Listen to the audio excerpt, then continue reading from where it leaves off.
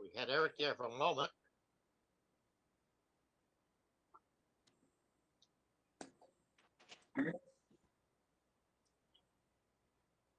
Yes, we are.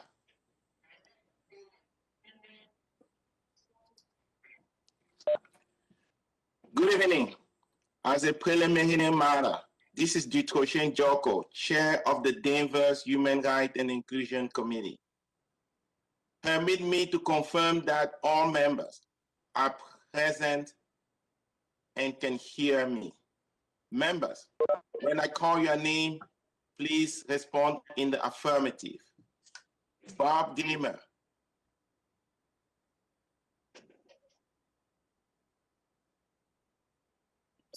Here. Deb Gesualdo. Here. Bill Graham. Here. Donna Hopkins. Present. David Mckenna. Yeah.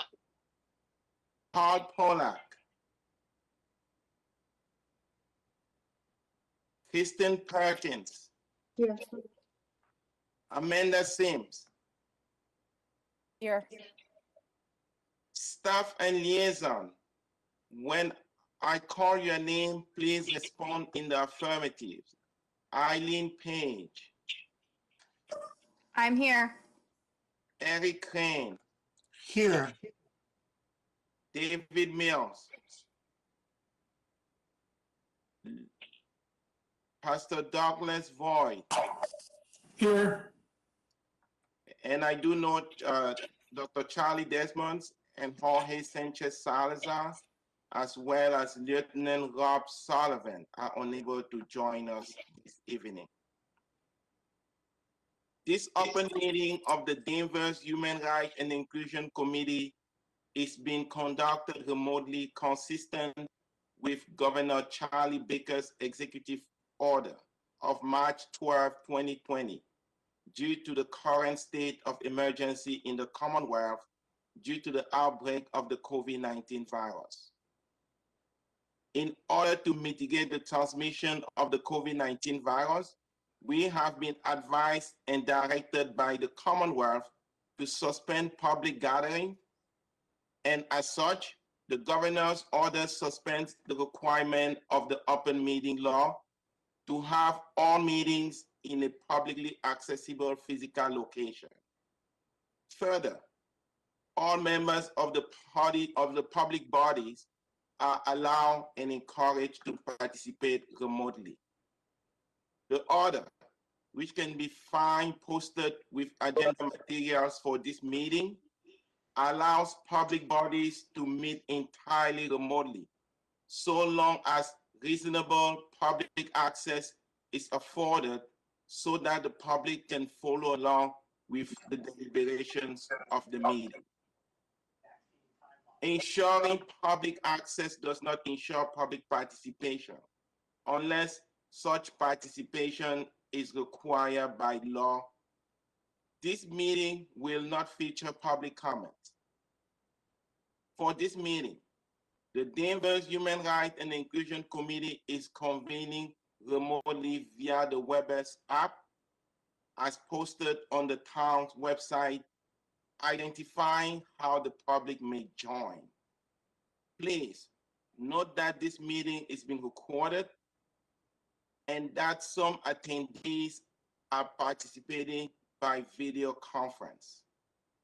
Accordingly, please be aware that other folks may be able to see you, and take care not to screen share your computer. Anything that you broadcast may be captured by the recording. All supporting materials that have been provided members of this body are available on the town's website unless otherwise noted. The public is encouraged to follow along using the posted agenda unless I note otherwise. We are now turning to the second item on the agenda. Before we do so, permit me to cover some ground rules for effective and clear conduct of our business and to ensure accurate meeting minutes. I will introduce each speaker on the agenda. After they conclude their remarks, I will go down the line of members, inviting each by name to provide any comments, questions, or motions. Please hold until your name is called. Further, please remember to mute your phone or computer when you are not speaking. Please remember to speak clearly and in a way that helps generate accurate minutes. For any response, please wait until I yield the floor to you and state your name before speaking. If members wish to engage in colloquy with other members, please do so through myself, taking care to identify yourself. Finally, each vote taken in this meeting will be conducted by roll call vote. So the second point on the agenda is the introduction of new members. We do have 3 new members to our committee. Great. That's awesome.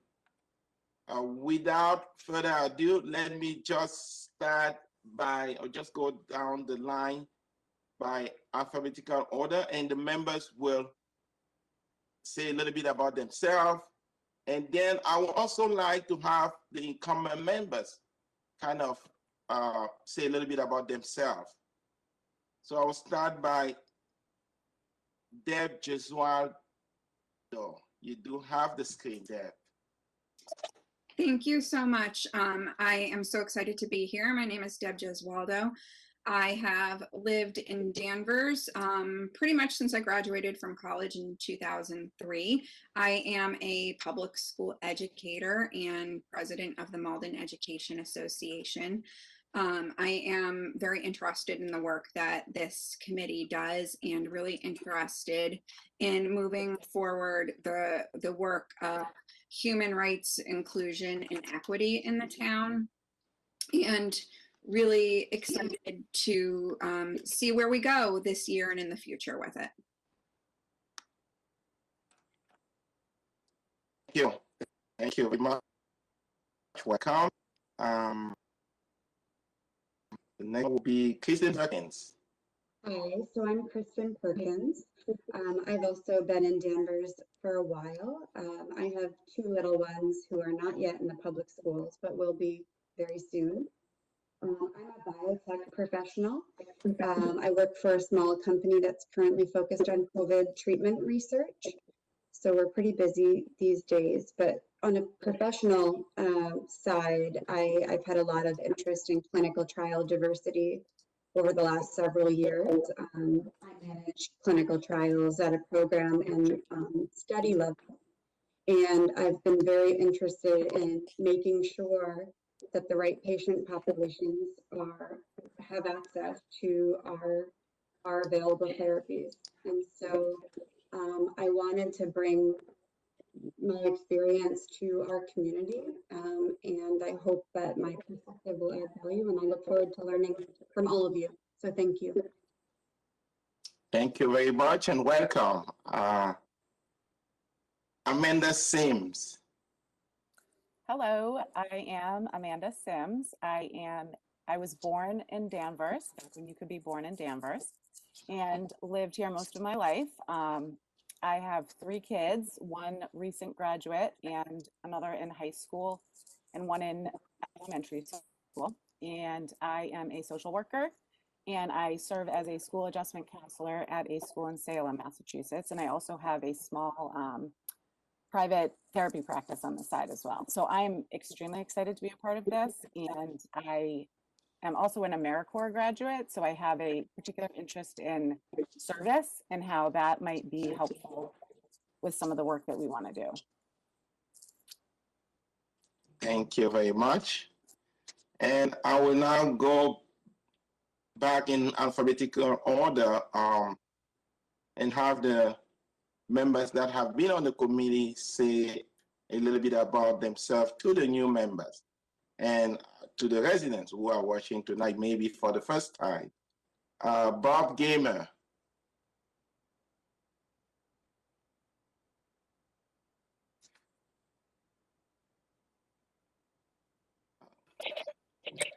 There we go. Yeah, I came onto the committee to make sure that the rights of immigrants would not be abridged. The committee took that and made it into the statement that Danvers is a safe community, making sure the interests of all law-abiding citizens would not be abridged. But again, I am here to make sure that that we get racial justice here, that there are rights, that the rights of all are not in danger.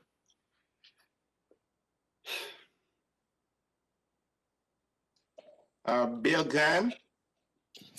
I've been in Danvers for about 3.5 years. I retired in order to move here, and I take care of a grandchild who's almost 2 now.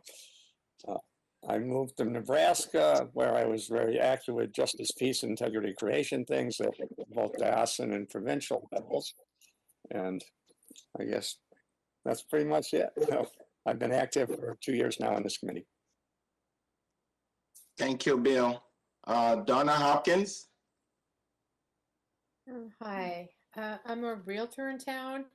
I work for Caldwell Banker in Topsfield, but I live in Danvers and have for 13 or 14 years now. My husband teaches at Danvers High. Our kids grew up and graduated from Danvers, and they've flown the coop. And I've always been involved in these types of organizations in California. I was very involved with the group, but we mainly dealt with women. And there was a big problem because I lived in a very affluent community. And there were a lot of the people that worked and lived around and supported the community really couldn't afford to live there. And there was a lot of domestic things like that. So I got very involved in, it started off as women and then spread more to the Hispanic community. And then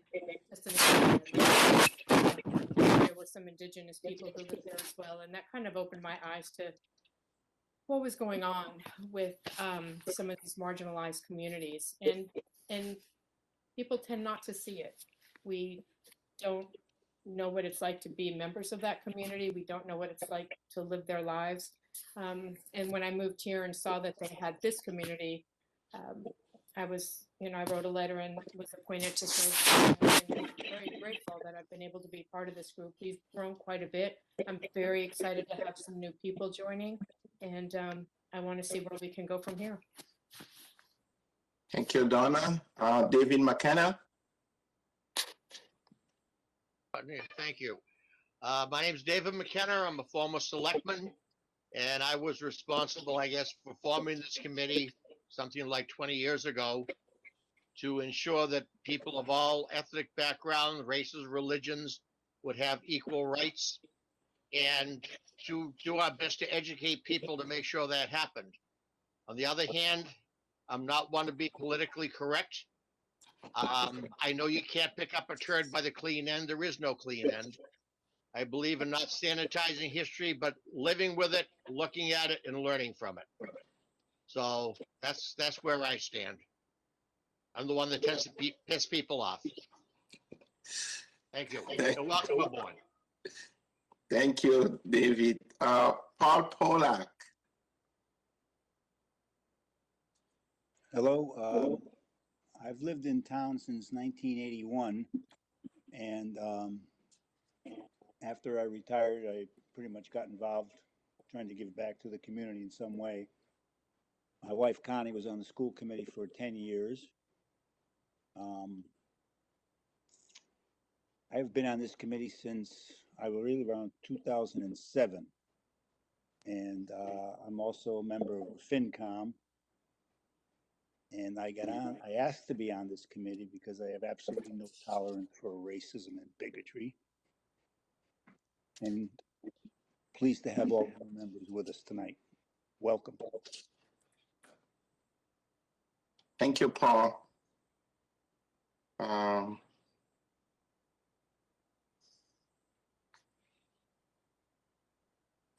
I don't know, Eileen Page. Sure. Hi. So I've kind of been in touch with everybody at this group, but my name's Eileen Page. I'm the Human Resources Generalist for the town of Danvers. So I do work for the town, but I am sort of the point of contact besides Dee for this committee.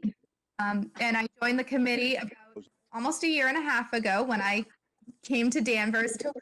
I did move to Danvers last year from Ipswich. I lived in Ipswich my entire life, so this is my first time being in Danvers. But I really felt like it was important for me to live where I work if I'm serving a community.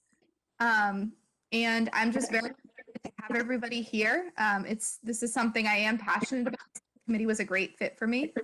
And the new member, obviously our incumbent members know, but the new members should know as well. If you have any questions or anything, please reach out to myself or Dee. We are very accessible, easy to hunt down. So welcome.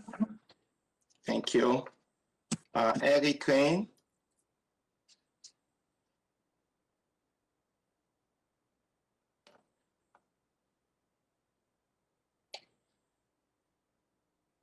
Muted, Eric. There we go. Can you hear me now? Yes, I am the school committee liaison to this committee. I'm in my 21st year on the school committee here. I grew up in Danvers. I had sent my own two daughters through the Danvers Public Schools. They graduated here. And I have two stepdaughters now in the special education program at the high school. And in the fall, my oldest grandson, Eli, will be starting at the Thorpe School, which is where we all went. And Eli, my son-in-law is Haitian American. So Eli is a mixed race, and I have a particular interest going forward. I've always had an interest in this topic, but it's really become very personal to me how the school system in the town is accepting of people of different races, and the fact that we need to provide a quality education for all of our students and need to be welcoming for all of our people who live in this town. And, you know, I think we still have a way to go, but we are definitely making progress. So thank you. Thank you. The Honorable David Mills.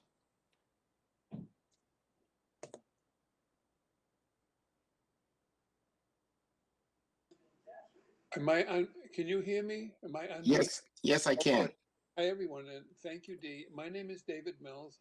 I am on the Danvers Board of Selectmen, and I am the liaison to this committee from the board. And I live across the street from the town hall, and there is a rainbow flag flying from my house. It's only one of 4 rainbow flags in Danvers, and a particular interest of mine was dealing with the community and hoping that it would become more welcoming to lesbian, gay, bisexual people, and to be very, very sensitive to the massacre of transgender women that is happening in this country at this time. Thank you. Thank you. Pastor Douglas Voy. Hi, welcome to the committee. Reverend Douglas Boyce, and I'm co-pastor at Maple Street Congregational Church. Human rights and inclusion has always been part of my ministry, but also part of the way that I think all of us see important, the way we walk in the world. And so being part of this committee is something that's very important to my work through the church and as a liaison to the Danvers Interfaith Partnership. And so welcome. We're glad to have you here. Thank you. And I do see that Rob Sullivan was able to join us. Yes, thanks, Dee. I'm Rob Sullivan. I'm a lieutenant with the police department. Worked for the police for 24 years now. 2 years ago, I was promoted to lieutenant, and my new position came with being appointed as the liaison for the police department to the committee.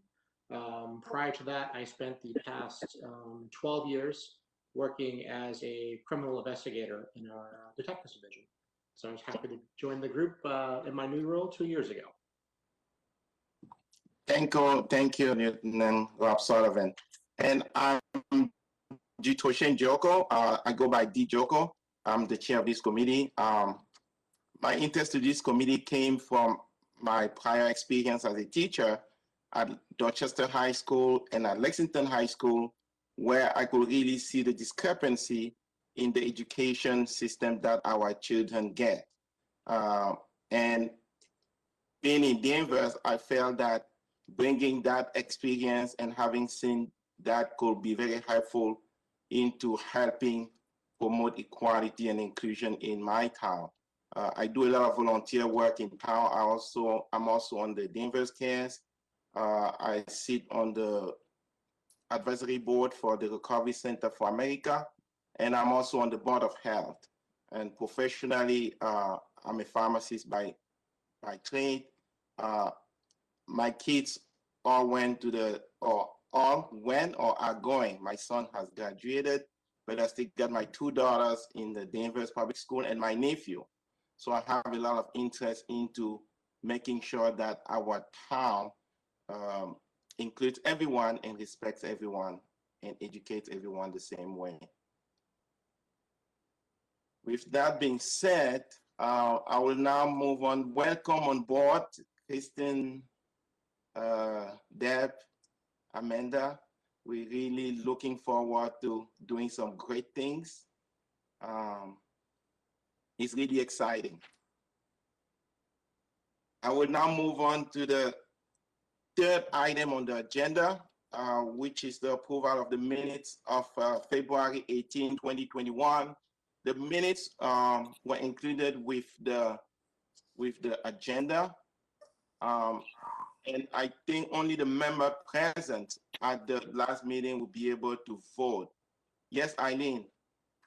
Dee, until we get Paul back, actually, because it looks like he is not connected, we do not have a quorum to vote on these, so we'll have to. Hear me? Can you hear me now? Oh, we can hear him. I'm on. We do have Paul. Okay. Sorry about that. Never mind then. It's okay. Perfect. So, yes, Bill. Move we approve the meetings as sent out by Eileen. Second. Okay, and that was a motion by Bill, second by Paul. So I will call on members to vote on the minutes of February 18, 2021 to be approved as submitted. Bob Gamer.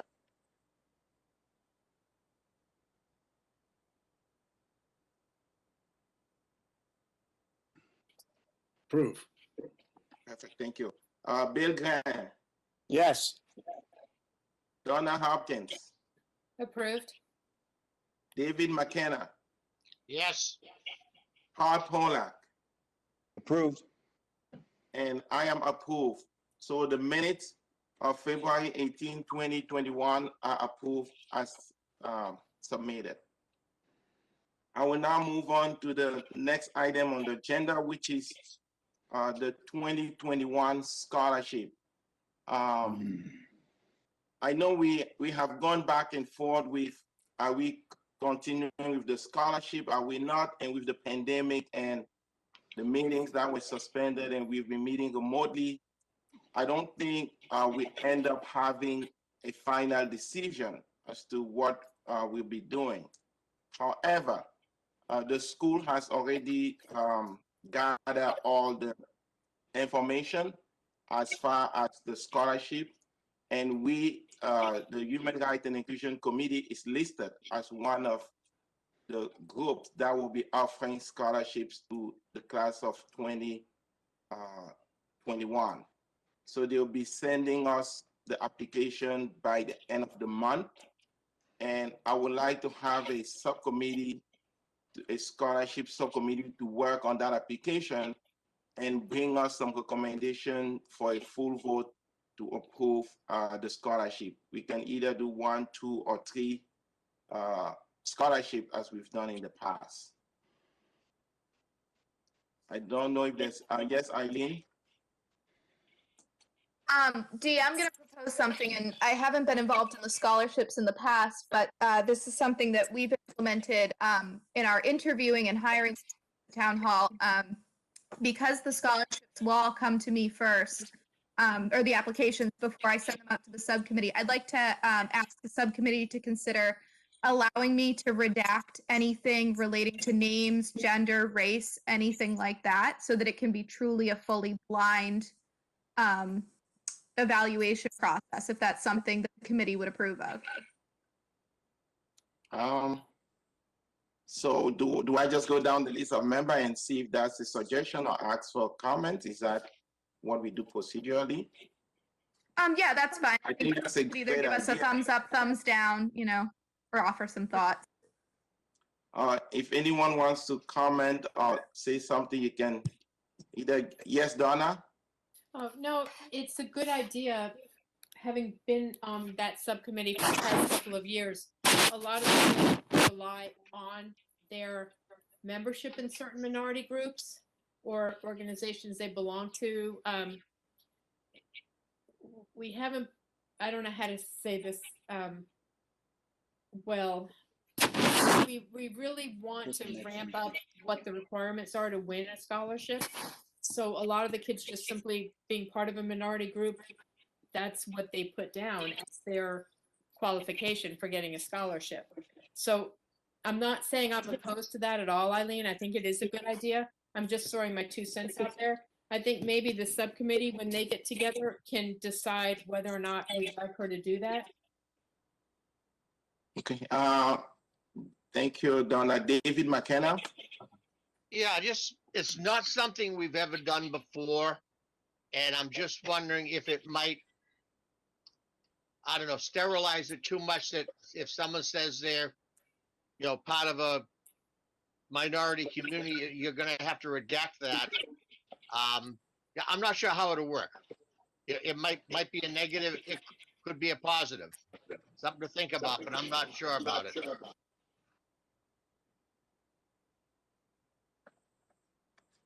Yes, Deb? I've not used this process for anything like a scholarship committee or anything like that before, but we've gone through this sort of process of redacting the identifying information for hiring committees where I work. And what we found is it has really helped with the people who are on any kind of screening committee. It's helped with any checking any implicit biases that people may not be aware that they have. And so I think it's something worth exploring because everyone has implicit biases and we're all working toward getting better at not having those. But this is, I think, something that could potentially be helpful to make sure that the process is as equitable as possible. Thank you. Yes, Kristen? Apologies for my ignorance. I'm not familiar with the scholarship itself. So are there expectations to go along with what Donna said? Are there expectations for students to apply? Do they need to be involved in certain things or demonstrate certain skills? Or can you, like, are there requirements that that would be helpful to know separate from their minority status, I guess? The answer to the question is yes. We actually have I don't have it with me, but included with the scholarship, there's a description of what we are looking for, which is a student who through his action or deed have really shown that they support our mission statement and have done things that show a sense of inclusion and leadership within the school, with their peers or within the town. I think what the subcommittee was working on last year was to try to refine that a little bit because we felt that the requirement was too broad and it might have given some kids the impression that just belonging to something, and it's not that belonging is a bad thing, but you also have to show how you've used that status or what what have you done instead of who you are. So the subcommittee wanted to refine that a little more. Unfortunately, with everything going on, it's still kind of a broad description as to what we're looking for. And hopefully after this year, we can refine it and make it more specific and more clear for the students who will be applying. Yes, Bob. Can you hear me? Yes, I can. Yeah, having been on this subcommittee, you know, their academic performance is extraneous to the judgment made.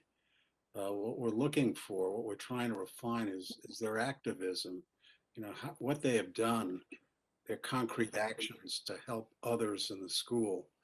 And that's you know, that's essentially what they're looking for, what I'm looking for in a candidate. And getting to what Eileen was saying, I think, yes, that certain things should be redacted because, you know, our judgment has to be objective, not based on color or, you know, any of the other, you know, details, personal details. So I support what you were saying, Eileen. So I supported what you were saying, but now that I'm thinking about it, after having heard from a lot of members, and having been a member of the subcommittee in the past, I think it'll be very difficult to actually do that. Especially, I mean, we only have a couple weeks or so to make the decision, and there's a lot of information intertwined into the application itself, from not only what the student writes, but their resume and the letters of recommendations from the teachers or from community leaders. So if we have to redact everything from all those, that might change the intent that the candidate wanted to portray when they were writing their essay or their application. And I feel that in the past, subcommittee members and committee members have been very, I mean, it has always almost been unanimous as to who the final winner is, because they really stood out among all the other applicants. Okay. That's fine with me, certainly. You know, whatever the subcommittee and committee prefer to do. The only other thing I will suggest, just because, you know, it is something we've been working on in town hall, how would you feel about me only redacting names to prevent any, you know, I worry about, you know, if any town employees, children applied or something like that, that we can say, honestly, we had the whole resume, but we did not know anybody's name. And I can leave all the other references in there, but redact any last names, maybe. Is that something anybody would be? I worry about transparency sometimes with that kind of thing. Yes, Bob. Dee, can I speak? Hold on, Paul. Bob, go ahead, and then Paul next. Yeah, I didn't get the impression Eileen was talking about brushing away with a broad brush. I think things like names, things like that.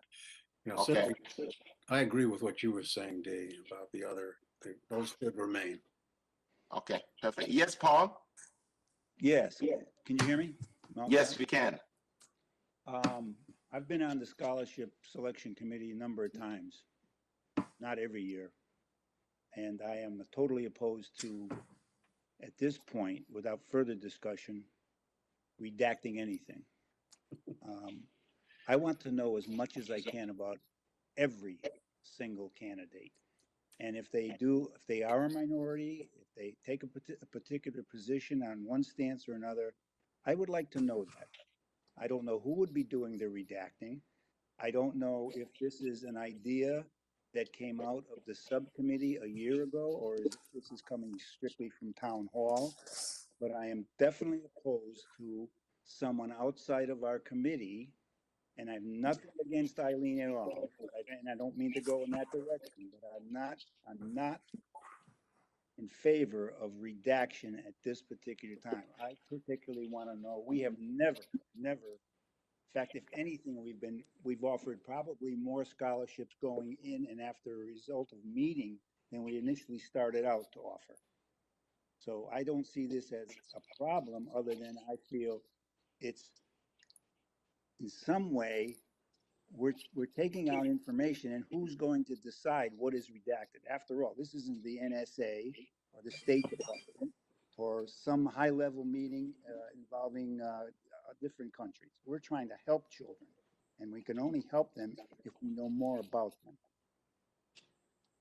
So I am not in favor of this. Thank you. Yes, Lieutenant Rob. If I could just jump in for a second. So I've been in a lot of meetings recently. I think where this is coming from the town hall perspective is not to redact information to keep it from people or be secretive.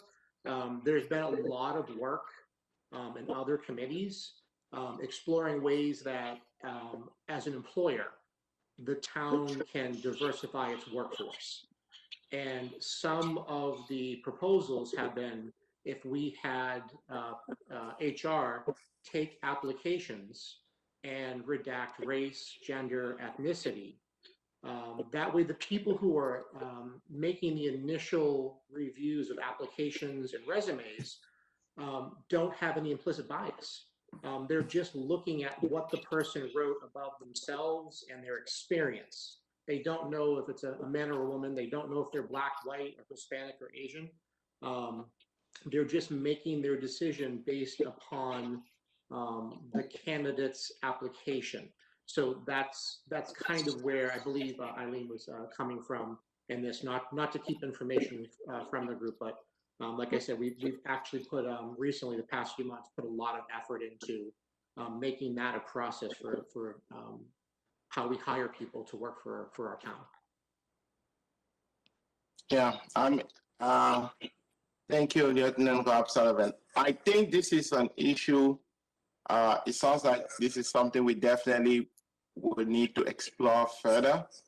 But given the time crunch we're in, for this year, we will get the applications the same way we've gotten them in the past. I really feel confident. I mean, like I said, I've been a member of that subcommittee before, and this committee, it has almost always been unanimous because those candidates have always stood out. And if we want to take certain things out, that will even be something worthwhile saying upfront to the candidate and say, we are not looking at certain things.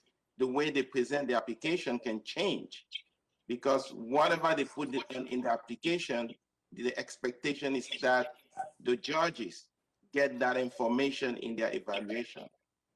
So I think we definitely, that's something we will table. And when we get the application, we will forward it to the subcommittee members, which I believe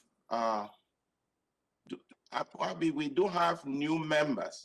So Amanda, Kristen, and Deb, any of you want to participate in that process of application evaluation? Okay, Amanda. Okay, so Amanda, and I know Bob and Paul and Donna. Okay, we can have a quorum on the, let's see, I'm seeing hands and. I was on that committee last year. Okay, so I have. About reading application. Bill, Bob. I had the benefit of not being here, so the names didn't mean anything to me. I'll give a space up. I'll give a space up to Bill, to Bill Graham. So I have Donna, Bill, Paul, and Amanda. I think Paul has pulled out of the subcommittee, giving it to Bill, correct? Okay, so I have Bill, Donna, Bob, Amanda. You have three. So I have four. I'm sorry. Three. That's four. I have Donna, Bob, Bill, and Amanda. Okay. I mean, 6 is the quorum. I know Kristen will wanted to no. David Mckenna says no. doesn't matter whether it's a quorum or not. If it's a subcommittee, Committee, it doesn't- it stands alone. Two people on a committee has to report open meeting law, same as any other committee, whether it's a quorum or not, I believe.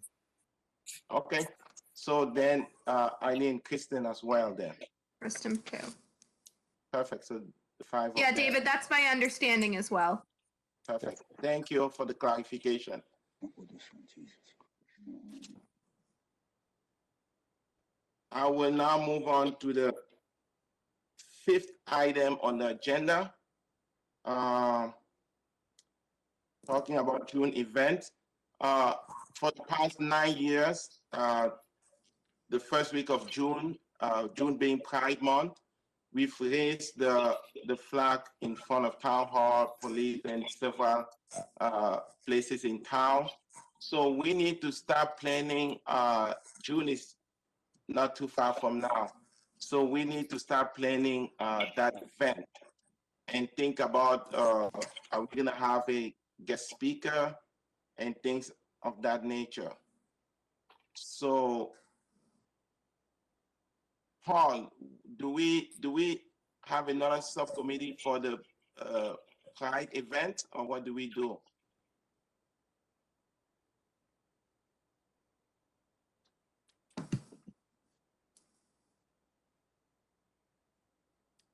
I think Paul can't hear me. In the I can hear past, you. what Yeah. I'm sorry, we've D. done- I'm sorry, D. I stepped away for a second. What was the question? we're talking about the Pride event. So for the new members, for the past 9 years, we've had a gathering in front of Town Hall the first week of June or the last day of May, depending on what day we pick. And we have community members come together and raise the Pride flag as the beginning of the celebration of Pride Month. Right.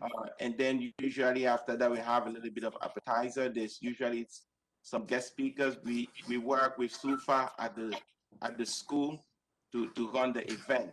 Last year, we had to do it virtually because of the pandemic. This year, we kind of like in that line where it could go either way, more to follow about that. We'll have to see if we'll be able to hold that in person or virtually this year as well. If it's going to be virtual, DCAT has been really gracious and great to work with. We will make sure we do that as well. But I think we need to start planning that event now. Well, So, D, I think that hopefully by June, we might have enough people vaccinated and be in a position where certainly holding it outdoors on the steps of the town hall and raising the pride flag in front of town hall is hopefully that would be appropriate and allowable by the town and the state. So I would think that's what we should try to do. We would also be able to have DCAT film it, and it could be on the DCAT station rotating certain time slots. Whether or not we would serve refreshments, I would have a question on that because I'm not so sure where we would be as far as even maybe not being able to go into town hall as we had in the past in the Toomey room, but just to have it outdoors and getting a speaker, at least one speaker, and I know he's sitting there, but he's always my favorite speaker, David Mckenna, to say a few words and have some representation, at least from the school, preferably probably the high school. I think it would be appropriate if we can try to move in that direction. That's what I would like to see happen as a member, if possible. thank you. Any comment, questions? Bob Gamer? Yeah, I agree. I'm all for it being live if possible. Okay, perfect. Bill Gunn, I'm sorry, Deb Gesualdo? No comments right now, thank you. Thank you. Bill Gunn?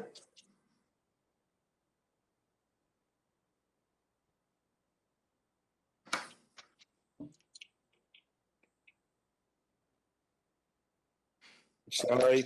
I would like to see an in-person event. The refreshments are a separate issue if we have to not do them. Donna Hopkins.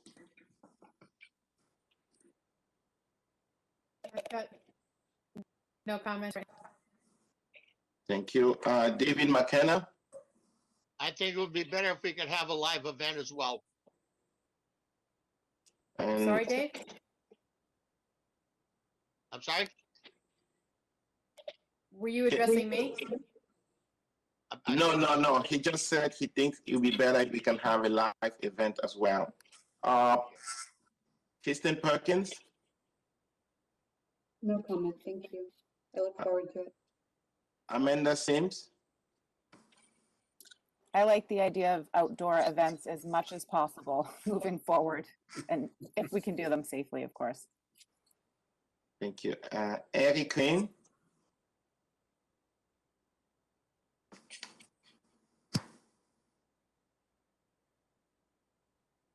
Hold on, Eric. I think you were muted. I get it. We would certainly support doing it outside if you can, if it's safe enough, if it works for the town, and obviously better to be outside. And the idea of having our schools contribute and participate obviously is something we'd be interested in, absolutely. David Mills. Thank you, Dave. The annual Pride event is particularly important to me as an elderly gay man living across the town hall. And over the course of, I think it's been 8 or 9 years, we've had a town hall event outdoors, except I guess for last year was the first one with the COVID. Each year, the group has become a little bit larger. 2 years ago, pre-COVID, there must have been 7 police officers who attended and took a picture with, I think, Senator Lovely and Gigi, the drag queen of Salem, and all holding rainbow flags. Well, frankly, I think that's a very healthy thing for the town and for LGBT minority people in the town. So of course, if we could have it outside, that would be great. I don't know that we're going to be able to have any pre-knowledge on that except coming down to a couple weeks before. So I'm wondering, do we just plan something that could be videotaped? Or, in other words, you spoke last year, I think, Dave. And yeah, so whether you speak live at the town hall or you're videotaped, I don't know if we have no way of projecting what is going to be permissible. So, I think live is great if we can do it.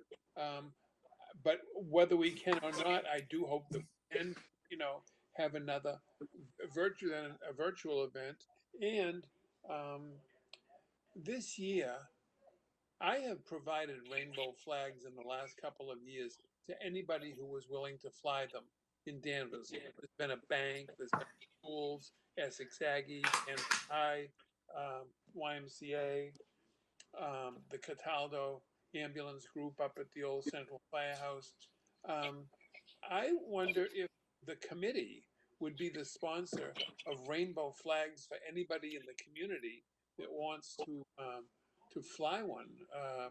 Like I say, I think Bill Grant has one, and I have one. Calvary Episcopal Church has a little teeny one. The Methodist Church has a small banner of rainbow sign about 1 inch by 34 inches. And I'm happy to report that up on Center Street, near the junction of Holton, there is a rainbow flag flying on a house there. And over here at the corner of, I think it's Cherry Street, not Cherry Street, Charles Street and Holton, there's a rainbow flag. So there is not gay visibility in the town of Danvers. Statistically speaking, if we have 26,000 and a half people, the recognized statistical figure is now 5 to 5.5% people identify as LGBT, and among millennials, whoever they are, I'm not sure. I know I'm not a millennial, but whoever the millennials are, they find it fashionable to identify as gender fluid or bi. I'm not sure about that. I'm not worried about them because they seem to have things under control for themselves. I still am concerned with the 2,000 LGBT people in Danvers who are afraid to fly a flag, who are afraid to identify to their own family or to their neighbors and friends that they are LGBT. To me, I have seen it and witnessed it for 78 years. The closet is a deadly place. Suicide is epidemic still, of all kinds of people, not just LGBT people who hide in closets. So, I guess I'm pitching for a little help on the rainbow flag portion of our program this year. And otherwise, I think we can do it outside. Great. Um, if not, I don't know who can take the lead. Susan Fletcher used to take the lead in putting this together until she left, I guess, a couple of years ago. So I don't know where we are on that, but I hope we can do it outside. And in any event, I'm very grateful to everybody if that we do it. Thank you, David. Lieutenant Governor Sullivan. Thanks, Dee. I as well am looking forward to live in-person outdoor meetings again. I'm not a big fan of Zoom or WebEx or any of the other platforms, probably more because if you get tired of listening to me, you just hit the little X in the bottom and you can leave. I like a captured audience that if you want to leave live and in person, it's a little more uncomfortable to try and do it in person. But hopefully it can be outdoors and live. I can tell you that the police department will be participating in the flag raising at Town Hall. And we've had a flag raising at the police department for the past 2 or 3 years. We'll be doing the same this year. Last year was the first year the fire department, I believe, had a rainbow flag. And you can probably rest assured that we will, even if we're uninvited, we'll probably show up there as well for theirs. One thing we might try and explore, we had a few events at the police station recently. If we can't safely meet outdoors, what we might want to do is like the caravan, the parade type thing. So we could raise the flag at Town Hall, the fire department, the police station, and anybody who wanted to be there could drive by and honk. The only thing with that is I will be in charge of planning the times because I got caught in a parade at the police station and I was late for work because I couldn't get to the police station. So. Thank you. Pastor Danvers, boy. I'm certainly in support of doing it live and in person. If we could do it safely outdoors, that would be great. Thank you. So yeah, so basically, I mean, we will see between now and then what is allowed by the town and by the state, but we definitely need to start thinking about any guest speaker we might invite, what the program will look like.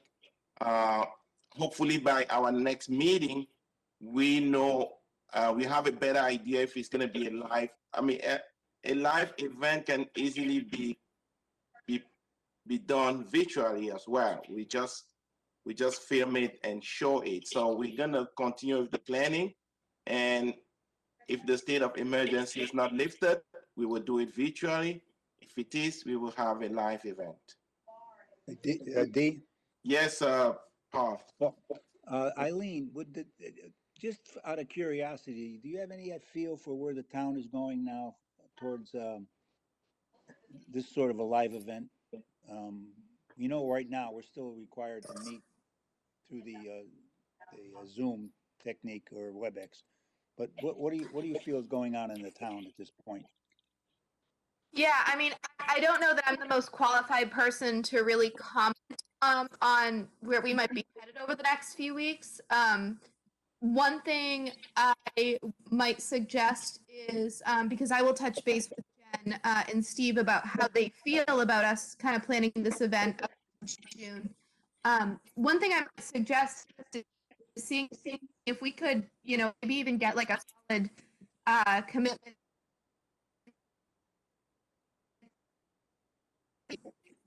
in the event live, and then if things, you know, progress the way we anticipate them, and people are vaccinated and, you know, things are going better, perhaps we can invite the public at that point as more of maybe 2 or 3 weeks out.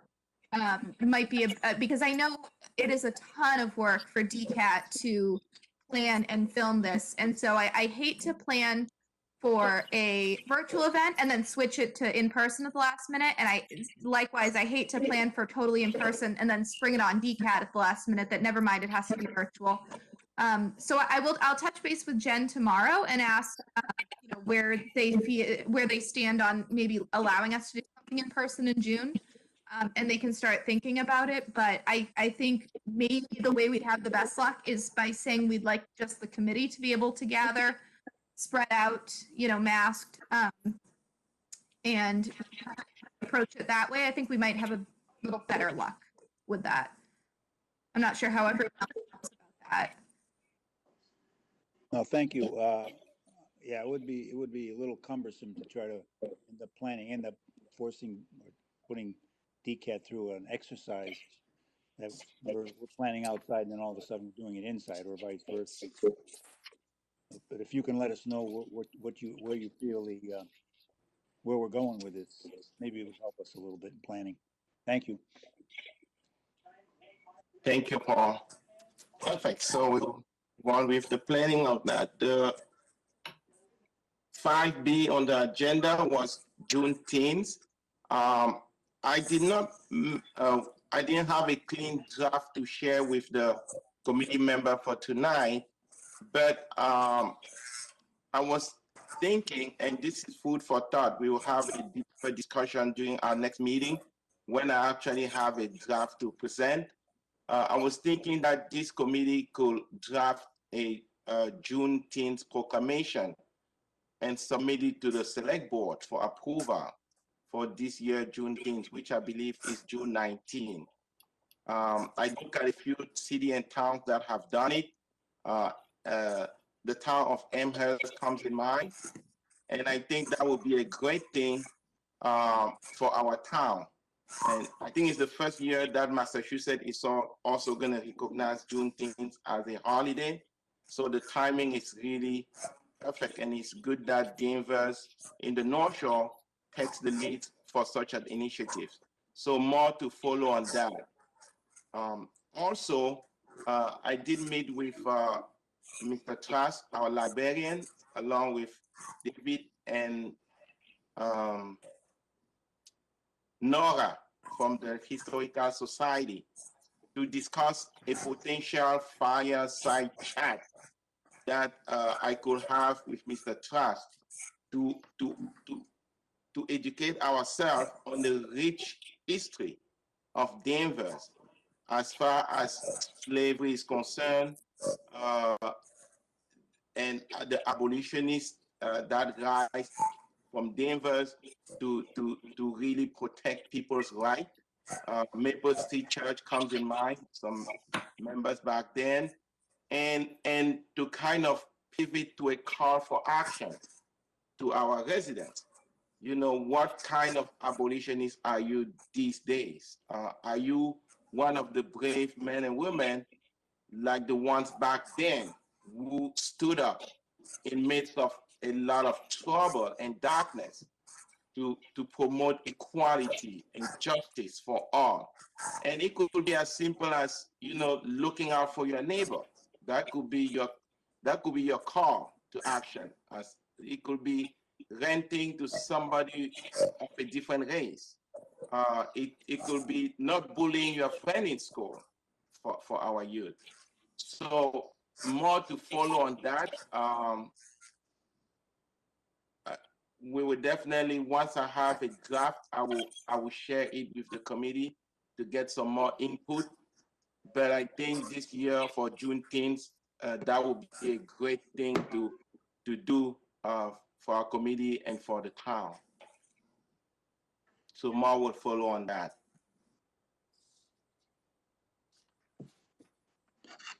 I will move on to the sixth item on the agenda.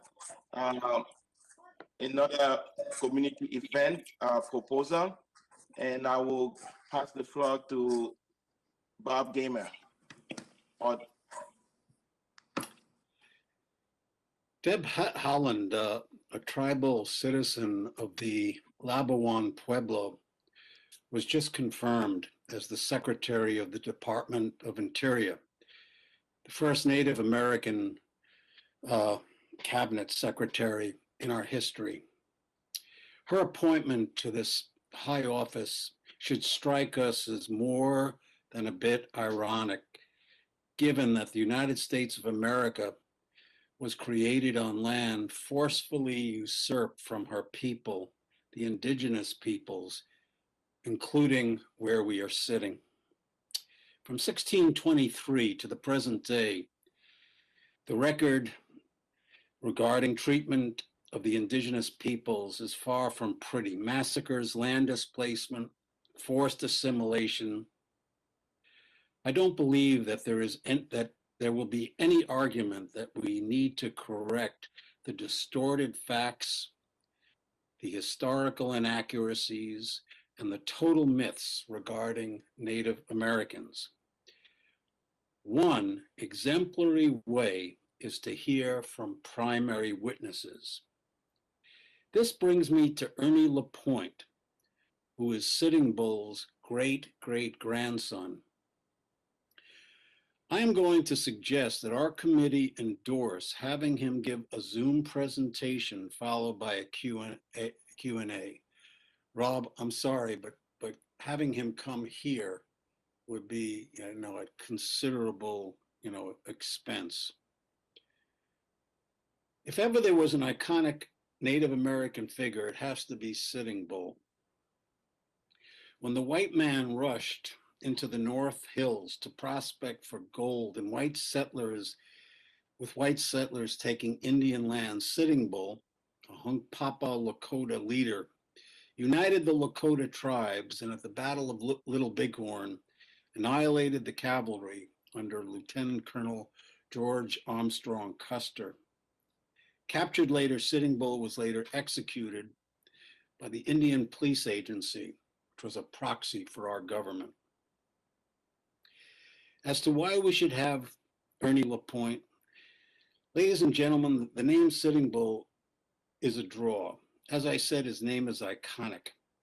Secondly, he is a primary witness to the experiences of the indigenous peoples. Anthony Silva, a member of the Namqib tribe, who I contacted, said having him as a speaker, and I quote, is a very good idea, end quote.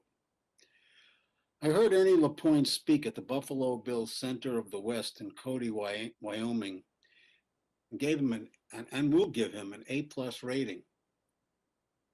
So I put before you a proposal to line Ernie LaPointe up to give a Zoom presentation, not only to us, but to open it up to the town of Danvers.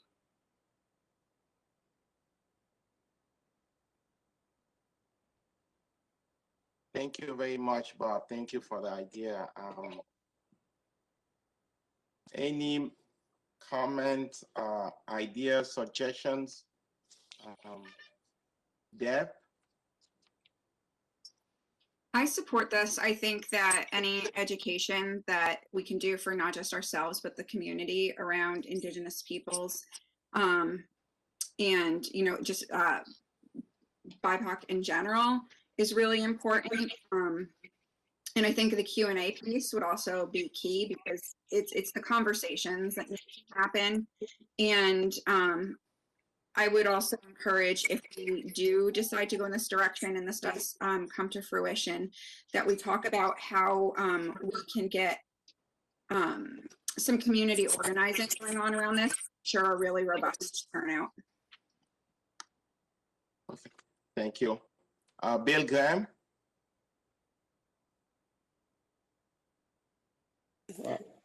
Have we, my question to Bob is, have we got a estimate of cost of doing this? The point is, I have contacts with some other groups that would be equally good. Yeah, getting Ernie Lapointe is a reach. But there are, talk to Anthony Silver, there are alternative speakers. One from the Fort Collins School in Colorado, which used to be an Indian, Fort Collins College, which used to be an Indian school in Colorado, which will also give us access to primary witnesses, and your suggestion as well. And by the way, and speaking of education, to Eileen, I wrote a list of Indigenous people resources on Indigenous people that we're including on our website, including tapes and other resources. Thank you.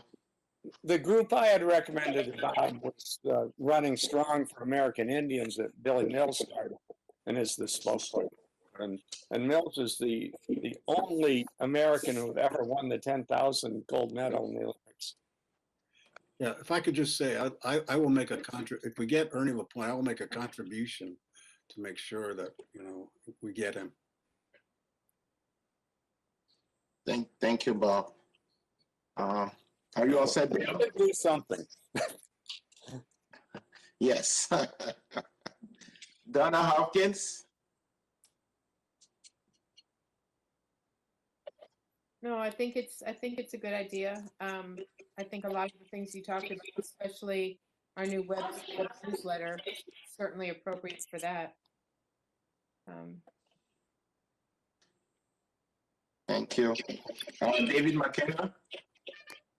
I also think it's a great idea. The native peoples, native so-called, because they aren't any more native than we are, just been here longer, but they have been treated shabbily. I think it would be a very interesting talk to hear their viewpoint, because for so long it's been distorted, as Bob said. But why just make it available to Danvers? Let's see if we can reach a wider audience somehow. I think the bigger audience we can reach, the better. I think it's a good idea. Thank you, Bob. Thank you. Paul Pollack. Yeah, I agree with what David just suggested, and I was wondering if if we were able to be successful enough to get this program going. First of all, I think budget-wise, we might be able to afford it, so Bob doesn't have to donate his own private funds. I think the committee, we have enough money in our kitty to do this. I may be wrong, but I think that shouldn't be an issue. The second point, I think, was what I'm referring to when David mentioned getting a wider audience. I'm wondering, we've never done this before, I don't think, but would it be possible to get not only DCAP, but Beverly cable TV in Salem and Peabody, for instance, surrounding towns? They could all film it if we had it. I don't know how this works out technically, but if that were the case, then we would really be offering some people around the greater Danvers, Beverly, Salem, Peabody area an exposure to this type of presentation. Now, I think it's worth it. Go ahead. Oh, no, go ahead, Paul. No, I just think it's worth, you know, we're always trying to get out to people. We don't know how many people are looking at this meeting right now. We have no idea. But if we can expand it that way, and I don't know if it's a big technical problem for the other public television stations from the surrounding communities to get involved as more or less a I can't think of the word, but you know, whatever. I think you get my drift. Yes. Thank you, Paul. I think from the DCAT perspective, I may be wrong, but they told me in the past they can easily get things aired in other other communities in the North Shore, so that will not be a problem for them. And I totally agree with you. Reaching out to there's similar committee in other cities and towns around here. I know we were actually trying to get the Human Rights and Inclusion Committee chair from Beverly. to join one of our meetings just to, tell us some of the things that they're doing up there. So having that collaboration up here will be a great opportunity for everyone. I totally agree with you, Bob. Thank you, Dee. Collaboration was the word I was looking for. Excellent. Thank you. Yes, Bob. Yes, the wider audience, the better. As to the money issue, I just don't want money to be an issue. That's so, a factor. Yes. Thank you. Amanda Sims. I see your hand raised. Yep. I was just thinking this is one time where I feel like Zoom is actually a really useful tool. And I think it would be accessible to a lot of people. Before, people had mentioned expanding to other communities. I was even thinking with the feature of breakout rooms, there could be the possibility to have some, I think people engage in smaller groups a little bit more, some reflections, and then coming back to the larger group and asking further discussion. I think that would be a nice way to have it be more of an open dialogue and include as many people. But depending on how many people, it might not be possible. Perfect. Thank you. Kristen Perkins. Bob, I think it's a great idea. Something else I was thinking as everyone was talking about whether it should be in Danvers or in the North Shore as a whole, I've seen on different websites, you can look up the native land that you're currently living on.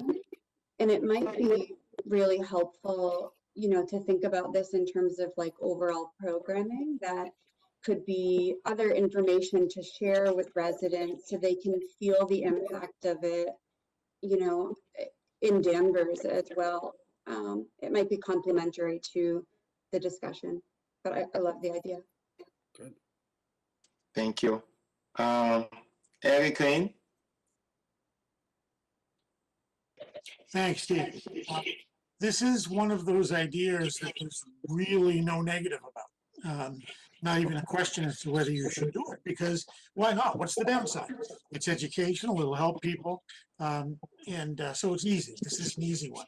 I think that the idea of making it available to a wider audience is great. I think perhaps working with our own library. I know that in April, Dick Trask is going to do a Zoom presentation on Danvers and the Revolutionary War. So, I mean, there's a lot of technical assistance out there, and a lot of assistance we could get in terms of publicizing the event. So yeah, go for it. Go ahead. No reason not to. Thank you. Yes, Bob. Just one other thing about Ernie Lapointe. He served in Vietnam, and he also, has post-traumatic shock syndrome. So he also be able, it's another area that might be interested in pursuing with him. Perfect. David Mills, any comments or questions? Thank you, Dee. It's a brilliant idea. And the wider participation that we can have as a committee with committees in adjoining communities, I think that's a wonderful idea. Perfect. Lieutenant Rob Sullivan. Nothing to add. It sounds great to me, and I like the idea. It's something we do at the police department, pooling our resources with other local communities. So sometimes you get a lot more bang for your buck that way. Thank you. Pastor Douglas Voigt. Nothing to add. There's a lot of great ideas. Thank you. David Mckenna. Just one comment, Bob, if you're the one reaching out to this individual, just might want to check and make sure he doesn't have any limitations on what he will allow for taping or rebroadcasting or anything like that. Some speakers do have concerns about being recorded. So something to be aware of. Before we make our plans too set in stone, let's just make sure what we're planning around. Yeah, good idea. Yeah. I mean, we all, like Eric said, this is an idea that has no negative aspect to it. So Bob, the logistics, so how do we move forward? Do we task you to continue the conversation with Anthony Silver and get back to us as to the logistics? And I'll contact Anthony, and we'll, through his contacts, and also I will write get a link with him and get the details, and I will report back to you. Perfect. And once we get the detail and the feasibility of it, we can discuss the logistic, the technical part of it. I know there's some Zoom that can host 50 people, 100 people. I've heard 200 people. I don't know. Maybe everybody's on the screen just like a little dot. I'm not sure. but I'm sure there's a lot of smarter people out there that can make that happen for us. Yeah, but this is someone out of history, and just to be able to ask him, to question him, would Definitely. it's amazing. Perfect. Thank you. So we'll move on to the 7th item on the agenda, which is the social media subcommittee update. As we said during our previous meetings, social media, Zoom, Facebook, Twitter, email, website is the way to go now with the pandemic. So Bob, you can keep the floor and talk to us about some reading recommendations. I think you alluded to that earlier. I think Paul was handed that. Okay. So if we can get him back. Paul? Yeah. Was that the resume, the introduction of the committee? Yeah. Yeah. Well, yeah, we talked about that in the meeting yesterday.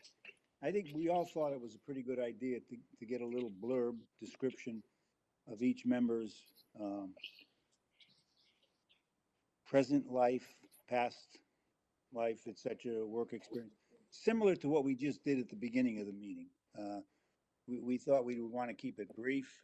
You might want to mention things like when you moved to Danvers, or etc., or your family. Like Dee mentioned, he's had children in the school, graduated from the school. But we really feel that you should go ahead. Can't you hear me, Eileen? I can. I think we're just a little bit out of order. I just wanted to clarify the way I listed these things, if you don't mind me interrupting for 1 second. Okay. Sorry. No, so the reading recommendations regarding Indigenous people, I had first on the agenda, Bob. If I'm remembering your email correctly, maybe I misunderstood. I had thought you wanted to ask the group for some reading recommendations, movie podcasts, things like that related to Indigenous people to add to the website. Yeah. Again, I sent you a list of different sources, but I can do that. If you can't find it, I have a copy. I'll resend it. But, yeah, if you don't mind, I just don't see it. I think I misunderstood your email in thinking that you had wanted that as an agenda item to talk about, so I apologize. Oh, but open to all. If we'll welcome any source that any of you have to add on the indigenous peoples. Thank you, Bob. Thank you, Eileen, for that's why I'm not invited. Thanks. Yeah, definitely. We're always looking for more reading, more videos and information that we can put on the website to continue to educate ourselves. If I can just give one. I mean, there was, at Valley Forge, when our soldiers were starving to death and would have starved to death, the tribe, the Oneidas, carried them food. Had they not done so, we would never have pursued the American Revolution. We would have stopped there. So that's one example of how critical, what contribution, these people have been making. Perfect.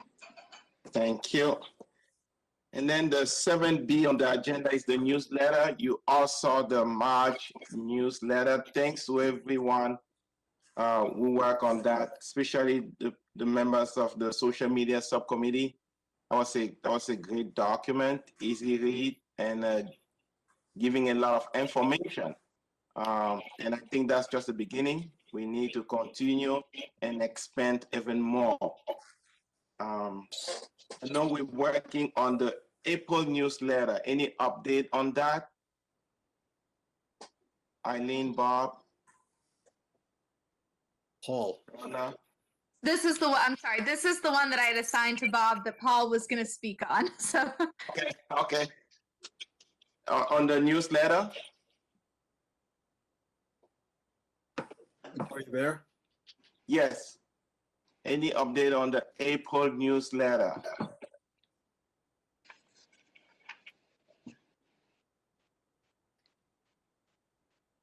I guess no update. well, there's an update. Paul, can you hear us?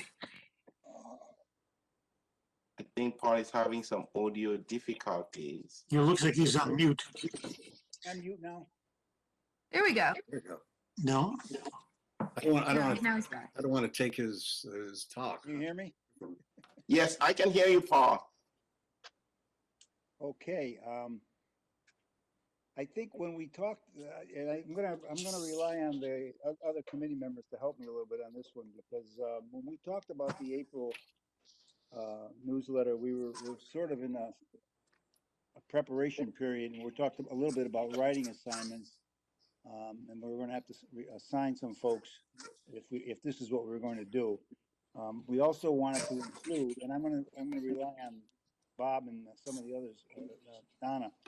But we also, this is where we were going to talk a little bit about putting in a sort of brief resumes or introductions of the present and the new committee members. And right now, the new committee members, I just want to let you know, you're not new anymore. You've gone through one meeting just about.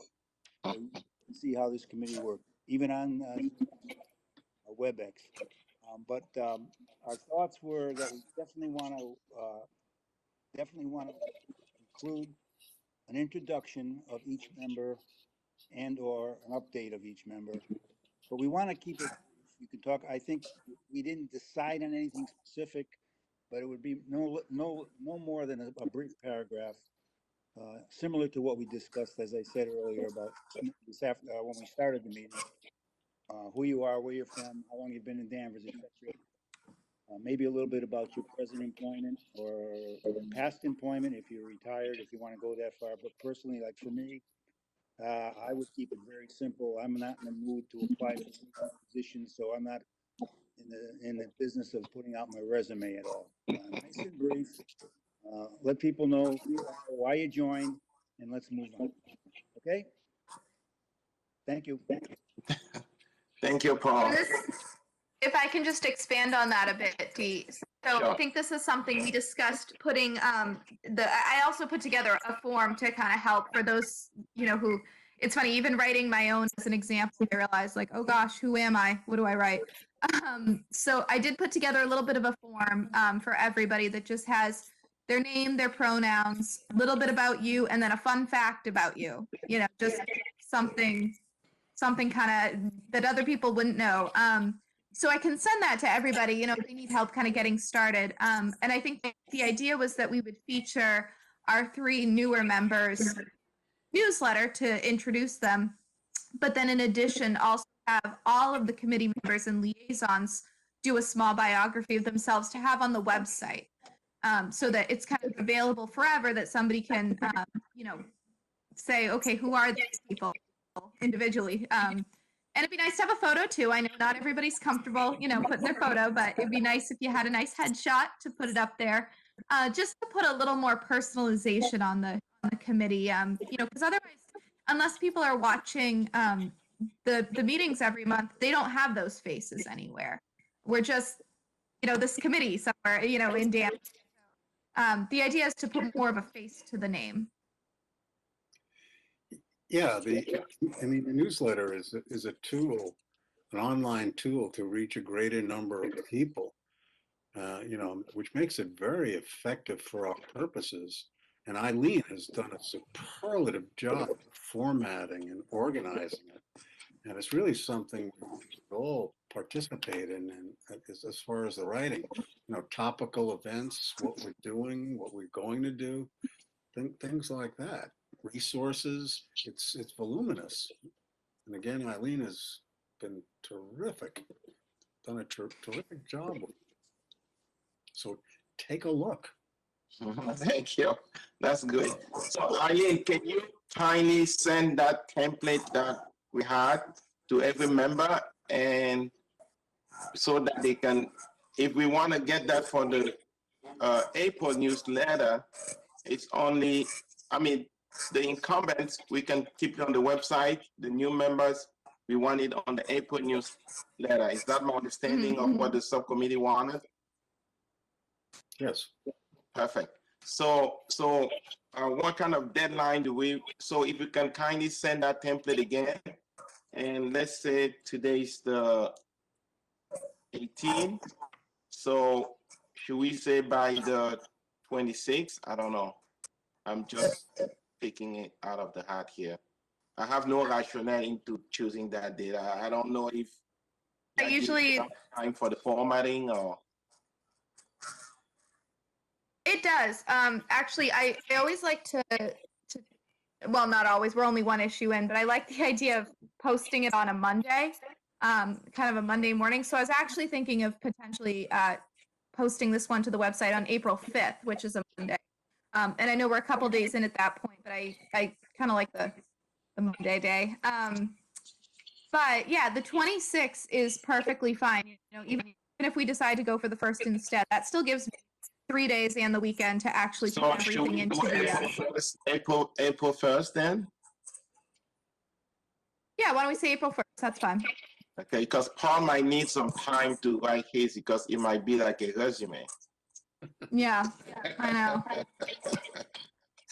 I'm working on the interesting points part. Okay, perfect.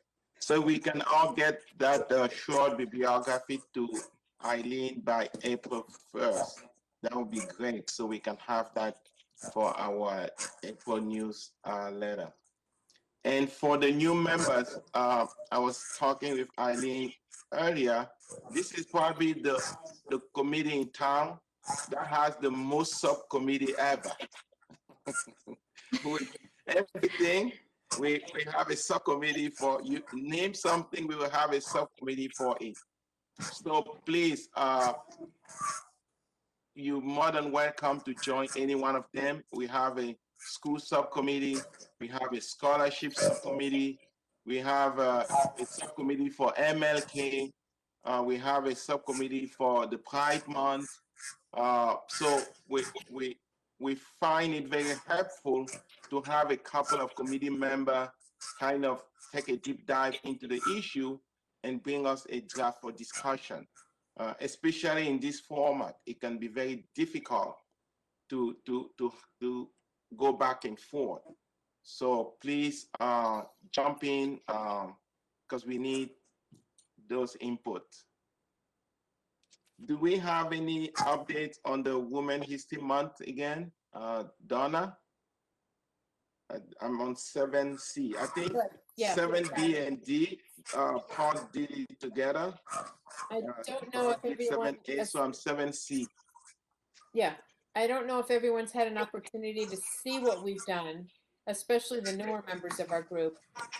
Eileen, I don't know if it's possible when you send out the minutes to maybe put a link to it, so that especially Deb, Kristen, and Amanda can see it. Certainly, yeah. Okay. I lost you on my screen for some reason, Eileen. I have to turn off my camera once in a while because my router gets overwhelmed or whatever it's called. That's fine. I was looking for your beautiful face and I didn't see it, and then I said, "Oh, she's off the camera." Okay, so it was so this was the first time we tried. This is very new what we're doing for, especially for the newer members. I think it came out really well. Eileen has some beautiful graphics. My only downside is I think it's a little bit hard to find, but we did put the women. Let me go back to it here. It's broken down into several several different sections. What we have for the women's. Oh my God, I just lost it again now. but there's women in history. It's like you can go in and you can see women that have made a significant impact, civilization at large, not specifically to America, but it's and there it's broken down. There's also a calendar of events. This is what I was looking for. I'm sorry, and I just lost it. I pulled it up and lost it because I wanted to be able to refer to it. I am so sorry, you guys. I had it up. I'm one of those people that has like 92,000 open tabs on my computer at any given time. Yes, Kristen? Donna, while you're looking for it, I did have an opportunity to check it out, and I really think it was well done. I like the different organization of categories. I also like the Danvers women. That was really cool to see as well. So nice job. And here I do have it now. I'm so sorry about that. Thank you, Kristen. So we broke it up when we went ahead and put this in. And again, Eileen has just been terrific at this. But there's 3 separate groups. There's exceptional women of yesterday, today, and tomorrow. And you can just click on that tab and it takes you just to a page where you can just scroll down and see who's in there. And we've got them based upon whether they're the founding mothers, women in the arts, leaders, exceptional Danvers women. We thought those should be broken out. There's more. You should really take a look at it if you haven't. And then there's also a section on, because there's more than just talking about women, but it's things you can do celebrating kids. And then we've got a section on movies, all the way down to movies like Working 9 to 5, because there was a lot of stuff in there about sexual harassment in the workplace. That while they made it into a comedy, it touched on some very serious subjects. There's some beautiful graphics in there that you can click on as well. It's really put together nicely. And I would encourage you all to take a look at it. And we're going to try and do a similar format every month, depending on the month and what we're celebrating. So we also wanted to see, Eileen's trying to see if she can get numbers from the town on how many people are clicking on it, because that's really what we want to gauge is how many people are using all this information and all this work that we're doing. Are people going to it and utilizing it? So I'm hoping we tried to get them for this meeting, but we just couldn't. But I'm hoping that we'll be able to get those to you at some point, how many people are actually looking at the stuff that we're putting out there. And thank you, Donna. You're welcome. Any comments or questions? You can raise your hand. Perfect. I will now move on to the 8th item on the agenda, which is our liaison updates. I will start by our Eric Crane. Thank you, Dee. A couple of updates. The first is that we have landed, I believe, on a date for our next education subcommittee meeting, which is April 9th, 2021. It's a Friday morning at 9 o'clock. I presume it'll be by Zoom, as we have been doing. So that's the simple one. And I don't know if any of you watched our last school committee meeting last Monday night. But if you did, you know that the investigation into the, we termed it English culture and atmosphere at the high school has been completed. We had asked them, based on some events that happened in the summer, spring and summer, we, through our attorney, attorney Allison Kirker from Boston, who has experience in investigations such as this, to do an investigation about the specific allegations as well as the overall atmosphere at the high school. And she completed her work. I am limited to some extent in what I can say about this because of the desire to retain the anonymity and privacy of anyone who cooperated with us and provided information to Allison. And I will say from a personal standpoint, it's a little frustrating in some ways, but it is what it is. And I think it's important that we're very careful about what we say. So I think most people know that the issues we were looking at stemmed to some extent from activities on one of the sports teams. The good news is that the investigation shows that the coaches of those teams were not aware of anything that was going on that shouldn't be going on.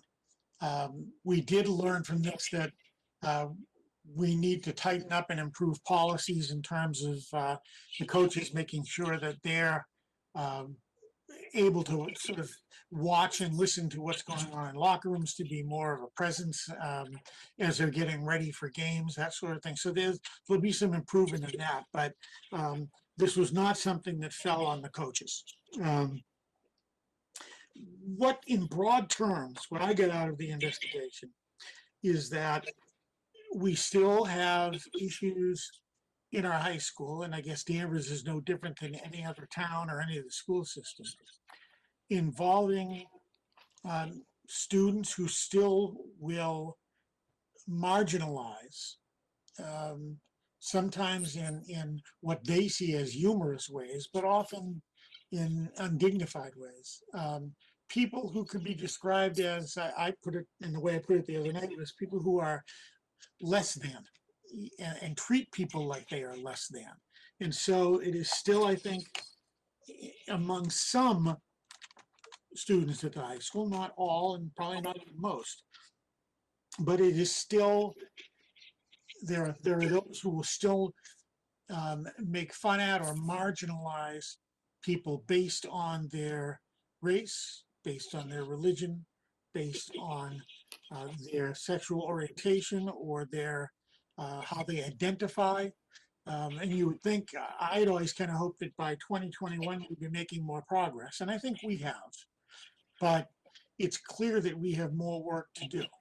The superintendent laid out a long list of things that she will be doing from a curriculum standpoint at all three grade levels, elementary, middle school, high school, and a vibrant professional development program for teachers that will deal with things like, equity versus equality, and trying to avoid our the microaggressions, and trying to make sure that we do get people to recognize their own implicit bias.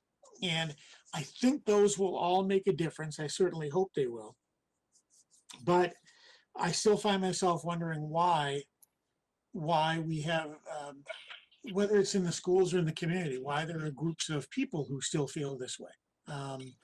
David Mills, if I can invoke his name, often talks about his experiences growing up in Danvers, where you felt you had to hide who you really were.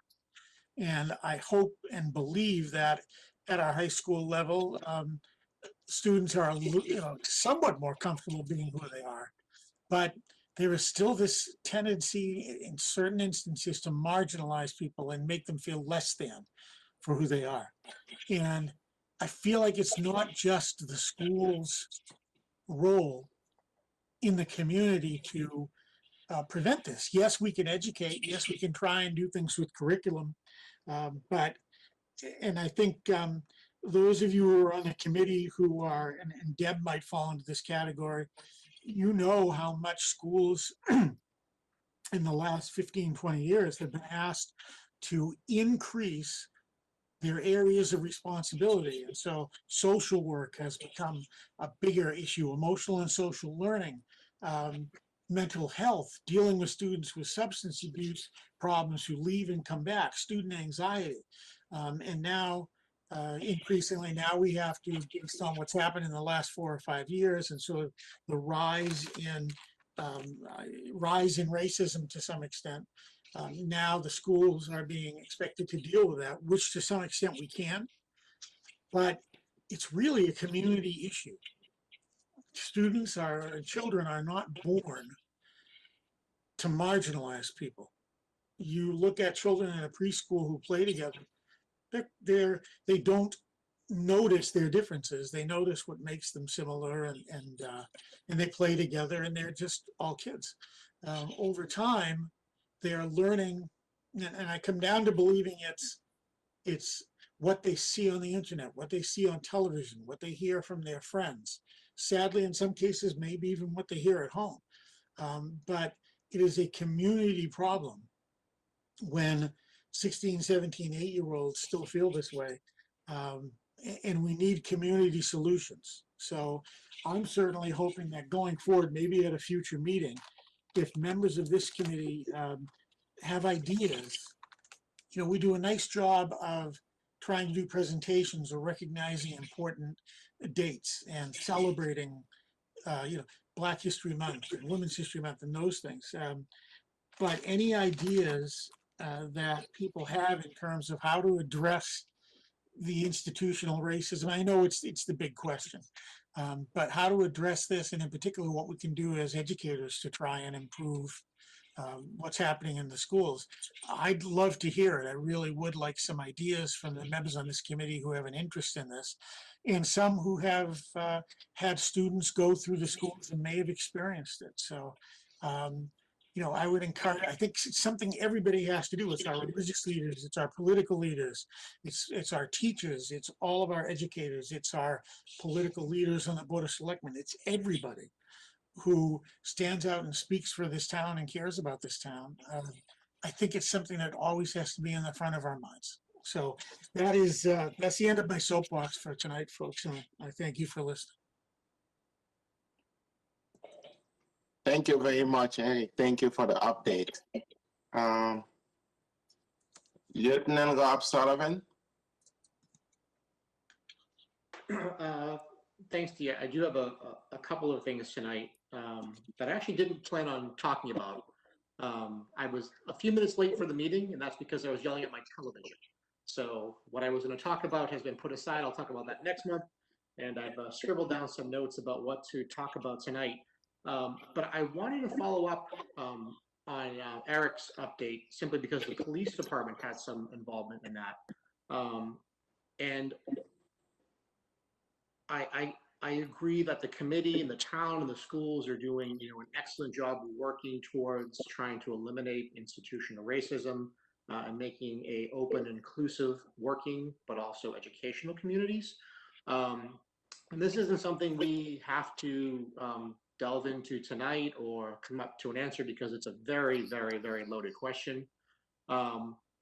We originally, so this investigation started with a joint investigation by the police department with the schools, and the school carried on their own independent outside investigation. The police eventually determined there was no criminal offenses that took place that we would be able to take action on. But this actually isn't anything new for whether it's the schools here, public or private schools. One of the things we discussed is, well, so words matter and how they're being used matters. And one of the problems is when we were looking at this is how do we discipline children, whether it be school discipline or criminal discipline, if they're using the N-word. And they're using it in response to an acceptance of that word in pop culture. If they're repeating songs from their favorite musicians, or they're using words from their favorite movies, or they're using words from their favorite athletes, people that we kind of hold up as role models and give awards to. What is it? Some award show was on the other night. Queen Bee was on.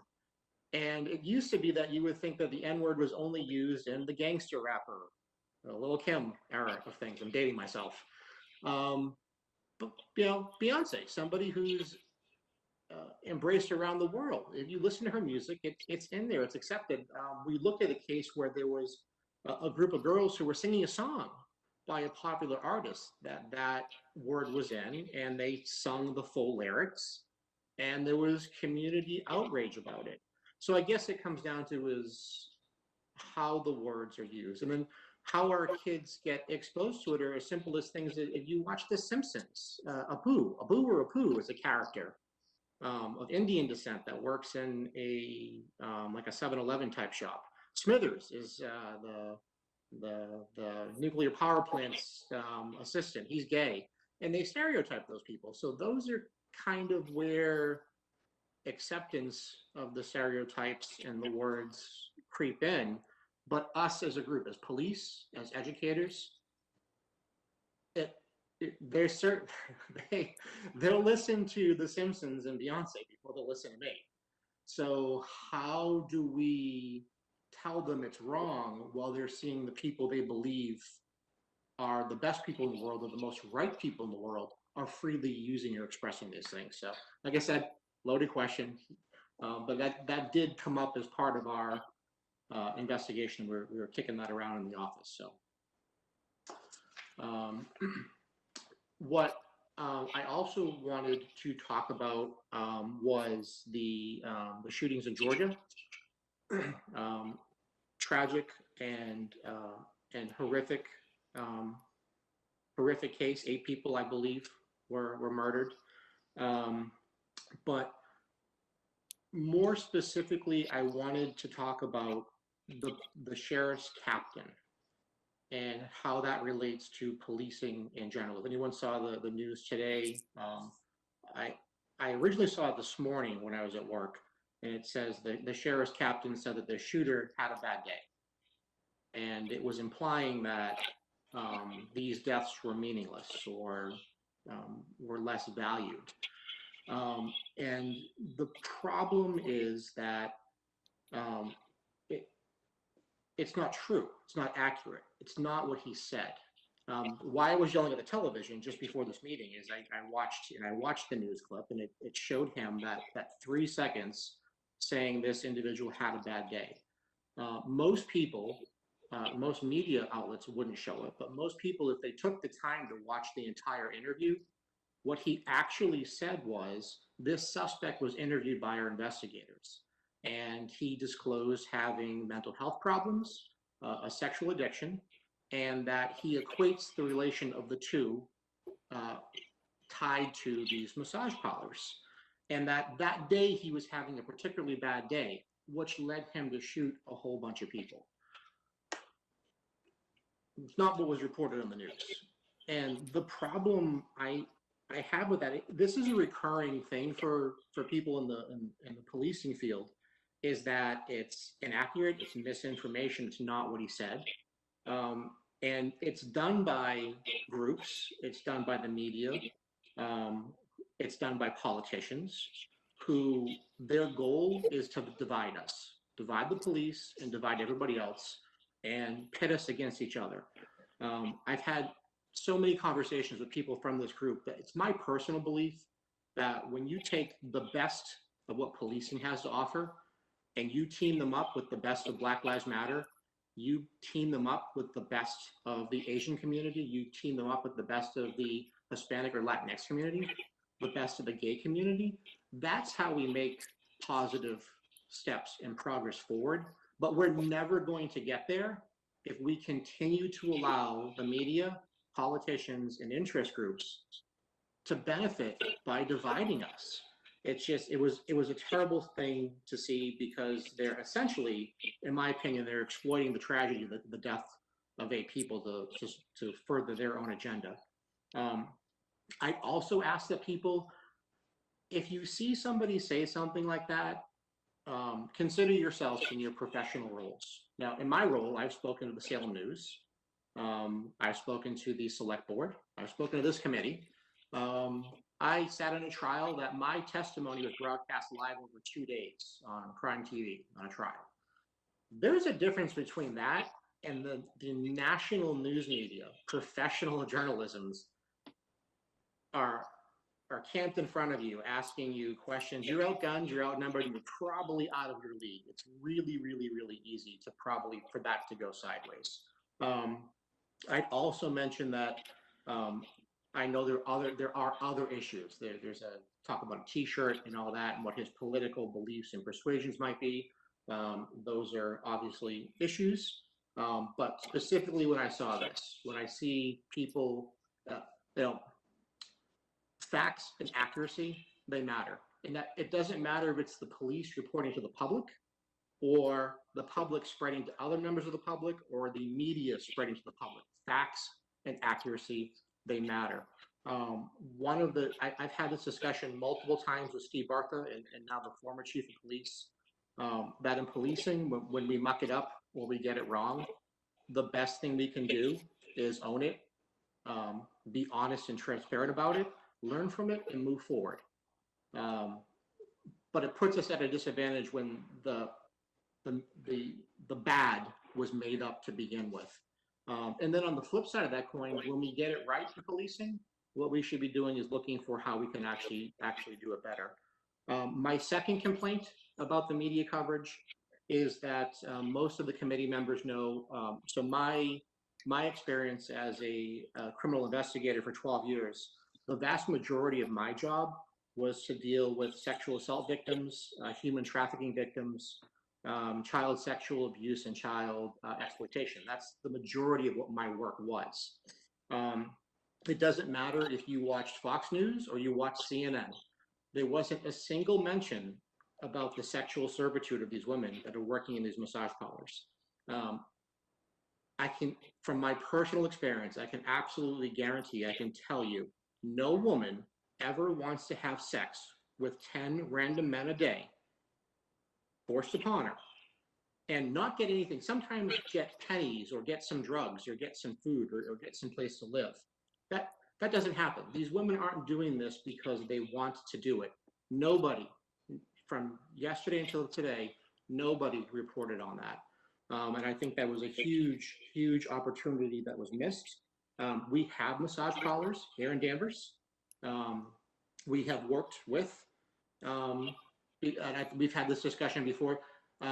So they're not, the women who are forced into sexual servitude aren't criminals, they're victims. And we treat them as such. We try and get them services. We try and get them out of this lifestyle. And each of the individual groups, there are many different types of groups that we've experienced here in Danvers and throughout New England, the different task forces we work with. In particular to the Asian massage parlors, not only is there a language barrier, a cultural barrier, but we've always found that very often these women are smuggled into the country, and their payoff is they will have to work in these parlors for years and years and years. And we found, even in the Danvers massage parlors, we found that the owners, they keep their documents, they keep their license, they keep their passport. They're not free to leave. They're not free to talk to us, and they're not free to ask for help. So they're a particularly difficult group to get services to, because they have nobody in the country other than the people that are holding them and forcing them to do these acts. So that was my second complaint about the news coverage. I'll move on to the good part of my presentation now.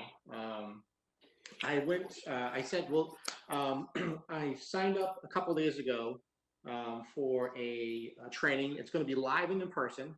I'm going to be very daring. I've received my second shot. So supposedly it's safe to go into a room with a whole bunch of people. We'll see if that works out. But the Municipal Police Training Committee, a few months ago, they're the same group that sponsored the Civil Rights Symposium that I went to a few months ago. It was an outstanding training. They're sponsoring another training coming up next week. The thing with police trainings are you get a mix. Sometimes we get police officers who have been cops for 40 years and they know everything, and they're probably good cops, but that doesn't translate into a good teacher. So with the Civil Rights Symposium, it was just top shelf. We had Judy and Dennis Shepard come and talk to us, and you want to talk about a moving presentation talking about the murder of their son and how that impacted them, and how the police response. What did the police do that was good? What was bad? You could hear a pin drop in that room. I've been fortunate enough to meet them actually twice now, and both times they're just, I don't know how they still do it, and they keep going out and telling the story over and over, because essentially they're reliving this trauma every time that they tell their story. I always think it's better, makes for a better training experience for us. I went a couple of years ago, the National Center for Missing and Exploited Children did a week-long training specifically dealing with child abduction cases. And there was a dad that came up from Florida, and his, I believe, 8-year-old son was kidnapped and murdered. And he talked to us about not just how that impacted his family, but what the police did and what things, sometimes we do things very procedurally for many different reasons, but how that felt to him as a dad. So if it came off good or it came off bad, or how things we could have done better. So that was a really, really, really good learning experience. So my training coming up next week, it's called Bubbles and Bridges. It's a race relations immersive program. Bubbles refers to the bubbles that we all live in, the people that we closely associate with, and bridges are popping those bubbles and building bridges into the to the community. It only took me, so again, like I said, police training, sometimes they're great, sometimes they're not so great. It only took me like 4 minutes to figure out this would be a good training. If everything works out correctly, if there's no technical snafus, Eileen is going to share the 2 quick little video clips with everybody about the trainings that kind of sold me on it. But the presenter, I'll read a little bit of her bio here. Nyesha Zamucha, she is she's the founder of the company, and she's also their lead trainer. She grew up during apartheid in South Africa. She now lives in New York.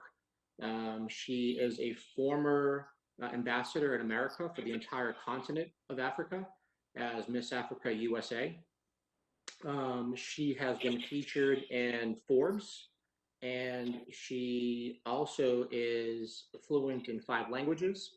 She's traveled to 25 different countries where she has served as the keynote speaker and spokesperson for various human rights campaigns and charities, including the Red Light Campaign, Souls for Souls, Zero Mothers Die, and she has also spoken at 5 UN General Assemblies. She is a cum laude graduate of Harvard with a degree in philosophy and ethics, and she's also completed the personal leadership program at the Columbia Business School of Executive Education. So just a really, really interesting interesting bio. And if Eileen can, if she's still here, I don't see her on the screen, but if she can share the videos, because if she can't, that was a whole bunch of build up for nothing. Rob, I'll share them in 1 second. My battery is about to die, and I can't find the charger, so I'm trying to switch to my personal computer. I'm so sorry. Okay, that's all right. Okay, while you do that, Eileen, thank you very much, Lieutenant Rob Sullivan. While you're trying to resolve that, maybe I'll go on to the next update, just for the sake of time here. So David Mills, any update from the select board?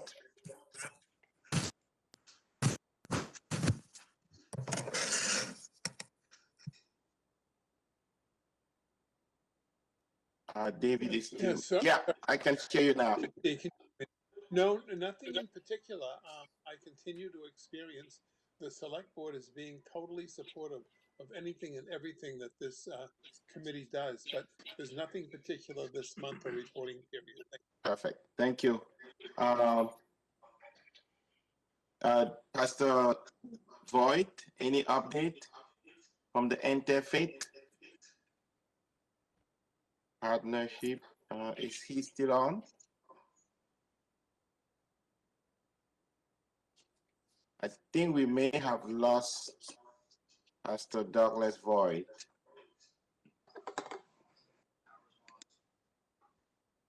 Yeah, I don't see him anywhere. Okay. Perfect. So do you have it up, Eileen? No, so yeah, just 1 second. I'm having trouble with my other computer. Okay. So while Eileen is doing that, I will talk about the 9th item on the agenda, which is the tax season. I think the 9A was just we have the Friends of the Human Rights and Inclusion Committee that needs to do because it's a non-profit, it has to do a return every year. I think that was already handled, so think we did do our filings. There's really nothing to report about it. And I would be reaching out to the town manager and maybe Jen to see if there's a volunteer in town who does this, who can help us to do it every year, and maybe even keep our books so that we don't put that on either a current or former committee member.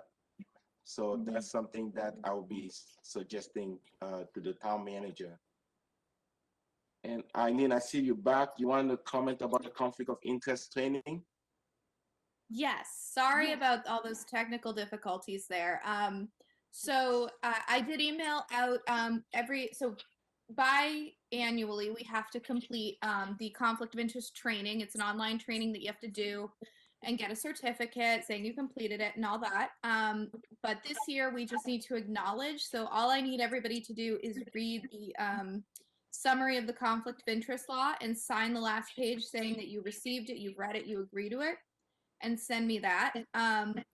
We did not have a huge success rate last year getting this acknowledged, so I really do need everybody to do it. It's really important information when you're participating on a committee, a board. You are considered under the provisions of the conflict of interest law, you are considered municipal employees in that capacity. All of our new members have done it already, so thank you so much for getting that done quickly. I will tomorrow morning send out a reminder email with the document in case anybody misplaced it, but it is due from all town committees and all town employees by the 26th. So if we could please get that done this year, I would really appreciate being inundated with paperwork. And Eileen, if you're a member of more than one committee, do you have to do it for each committee, or is just one committee and that's it? Correct. No. So Dee, if you sign it once and you send it to me, I will let the Board of Health know you've signed it. Paul only has to do it, once. He doesn't have to do it for both FinCom and our committee. So just sign it once. They all come to me anyways. So as long as you do it once, I'll figure it out if you're on more than one committee. Okay. And as a reference for our liaisons, actually Rob would be the only one this applies to, but once you've done it as a staff member, I don't need you to do it as a committee member as well. Still the same law. Perfect. All right. Let me see if I can get Rob's video up here. I know I have it somewhere.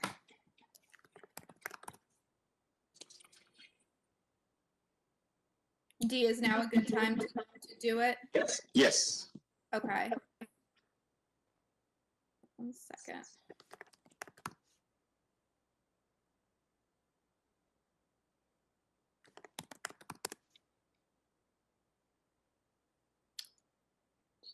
I did watch it. It's a very short video. I think there's two small video. One is just 1 minute, and the other one I think is about 3 minutes or so.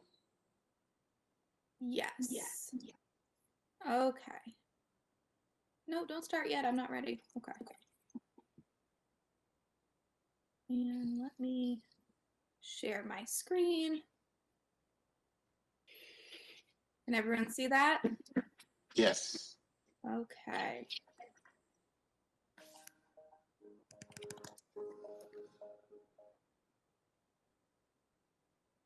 As we consider how we want to move forward in the space of race relations, racism, there are 3 challenges that we need to overcome. First is definitions. The second is dialogue. And the third is delegation. These are the 3 challenge domains that we unpack in the race relations immersive.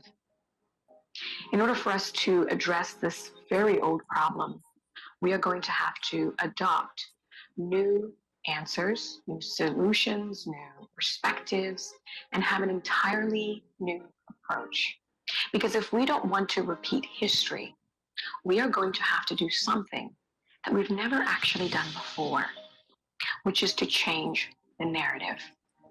to change this narrative that insists that any time when we approach race relations or racism, it has to be polarizing, make people uncomfortable, or that it simply will just never be resolved. I believe that we have an incredible window of opportunity as a species to not only find resolve, but to change the manner in which we engage with subject matter that has been historically sensitive.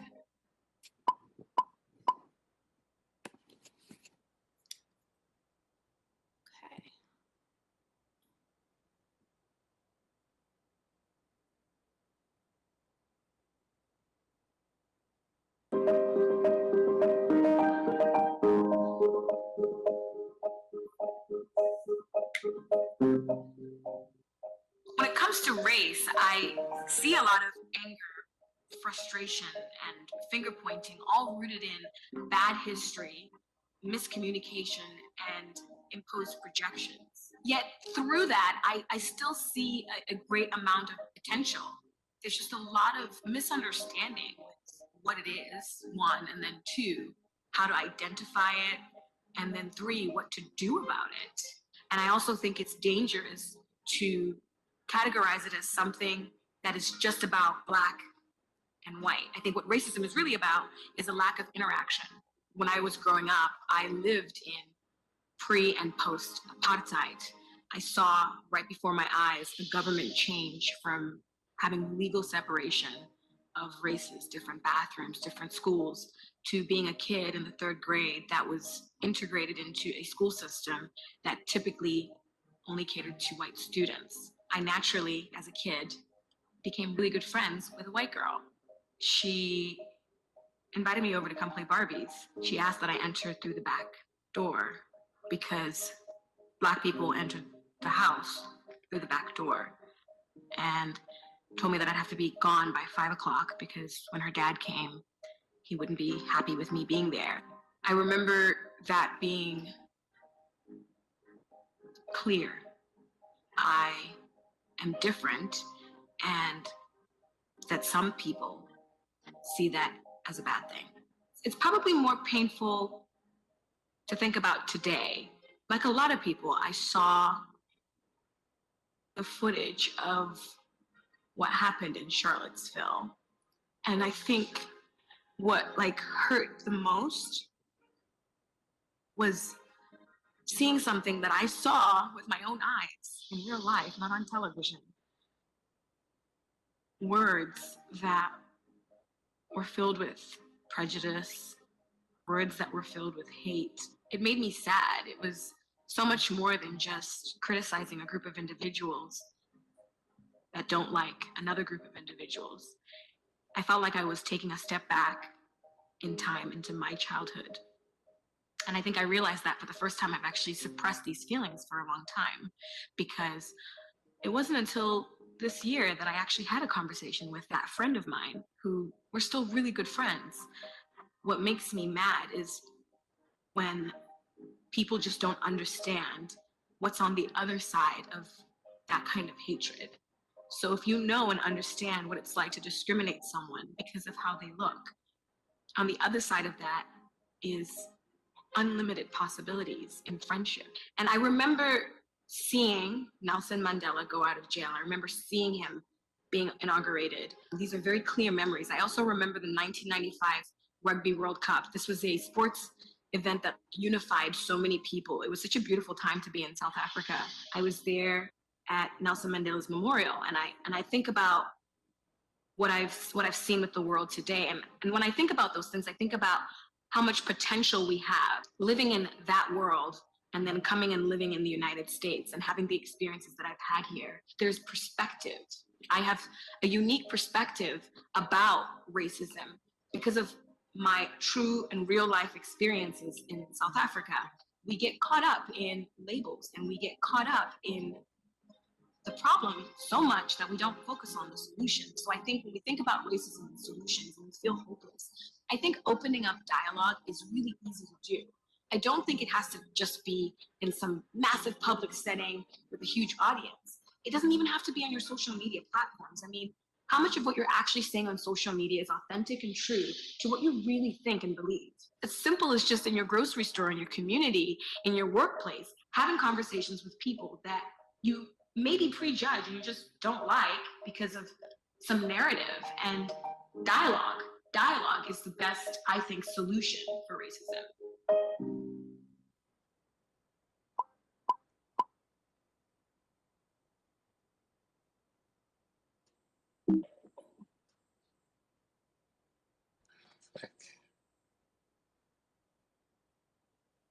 Thank you. That's all it took, about a 4-minute, two videos, 4 minutes. I signed up. Don't tell my boss, I may have signed up for the class and then have permission to go. But I'm looking forward to meeting the issue next week, and I'll report back to you guys next month how it went. Thank you very much. Really powerful. And yes, indeed, dialogue is the way to go. Dialogue is the key. Let's move on to the 10th item on the agenda. It's getting a little late here. Any new business? Yes, Bob. Bob, I just sent, yep, there you go. I'm sorry, Eileen. Oh, you just sent Eric. The request to unmute, yeah. Just a comment. I've sent five of my children through the Danvers schools, but they never experienced the toxic culture that we're seeing today. I mean, a swastika on the wall, racist, anti-Semitic texts. All I can say is that we as a committee have to rise up and meet this through our concrete actions. To new business. There's a rising tide of hate crimes against Asian Americans in our country in the wake of the spa killings in Atlanta that left 8 dead, including 8 women of Asian descent. On Tuesday, the former occupant of the White House fueled this fire by calling into a show and referring to the China, quote, the China flu, end quote, phrase that he's used repeatedly, a racial trope. Blow against anyone because of race, gender, religion, or ethnicity represents a blow against all of us. I'd like to note parenthetically that the 442nd Infantry Regiment of World War II was the most decorated regiment in the history of the United States Army. The 442nd Regiment consisted entirely of those of Asian descent. Would therefore like to propose that we as a committee make a strong statement against these anti-Asian hate crimes, and that we will protect those of Asian descent living and or working in our town. Perfect. Thank you, Bob. So, Eileen, can you make sure that statement is reflected in the minutes? Certainly, I will. Something that we can discuss. Perfect. Thank you, Bob. Okay. Any other new business? Yes, Eileen? I just have one quick item. I just wanted to acknowledge, because this is our first meeting since it happened, that Dee received the Black Excellence on the Hill Award this past month. He was nominated by Senator Lovely and Representative Karen, so I think we just need to give that a little acknowledgement. We're very proud of you, Dee, and we're very lucky to have you. Thank you. Thank you. Congratulations, Dee. Thank you, Paul. Thanks, everyone. Any other new business? Yes, Deb? Just quickly, since earlier in the meeting we were on the topic of Native and Indigenous peoples, I wondered if the committee might consider starting each meeting with a native land acknowledgement. And I don't know if everyone is familiar with those, but but basically it acknowledges the land that we're on and the tribe of indigenous or native peoples that it belonged to prior to it being inhabited by those who came from Europe or wherever else to settle the land. It's done, there's different websites that can guide how to do an appropriate native land acknowledgement. And it's something that is done a lot in the realm of education, other organizations that are involved a lot in social and racial justice. And considering that this is a human rights and inclusion committee, I was hoping that perhaps we could consider beginning each meeting with a native land acknowledgement. Thank you. Thank you for the idea. Any other new business? Yeah, none. Okay, Eileen, do we have any public comments?